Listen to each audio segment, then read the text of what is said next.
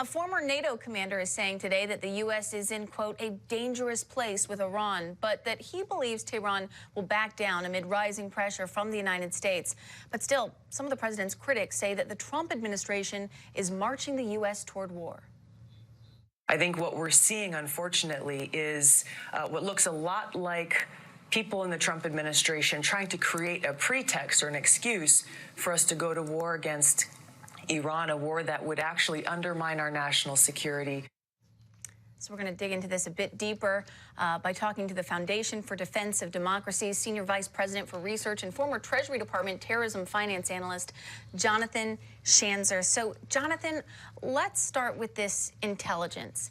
How solid do you think this intelligence may be? I know it's obviously tough to say and tough to reveal publicly, but how solid do you think it is? Well, having not seen it, I obviously can't vouch for it, but what we can say is that initially we were hearing that the Brits were disagreeing with this intelligence, and then all of a sudden they got on board. And we're actually starting to see the Europeans embrace the same intelligence. So in other words, all of our allies, it took them a little while, but they've come around to this, and I think they're verifying what the United States first put out there as a major concern. Interesting, and that's something that Senator Marco Rubio kind of said as well. He was not thrilled that the Trump administration had taken this long to brief senior members of Congress about what the intelligence was and why they were making these moves in the Middle East. But then once he got that classified briefing, he seemed to come around. So in regards to that briefing, there's been bipartisan criticism on Capitol Hill that, you know, they wanted to be briefed sooner from the Trump administration. We now know there's going to be a briefing on Tuesday, but are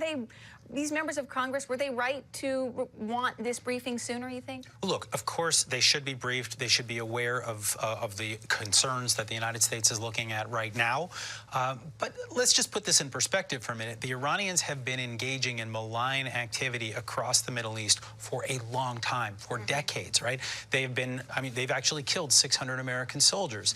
They have been harassing the Israelis. They've been harassing the Saudis. They've been harassing the Emiratis. This is something that we know they've been doing. So this is a more recent iteration of what the Iranians have been doing. But our members of Congress understand full well what Iran is up to more broadly in the Middle East. So do you think, based on your experience and your opinion, do you think that the Trump administration did the right thing in moving these military assets to the Middle East, partially closing the embassy in Baghdad? Are they on solid ground in doing that? Look, again, without having seen the intel, I still think that it probably sounds right.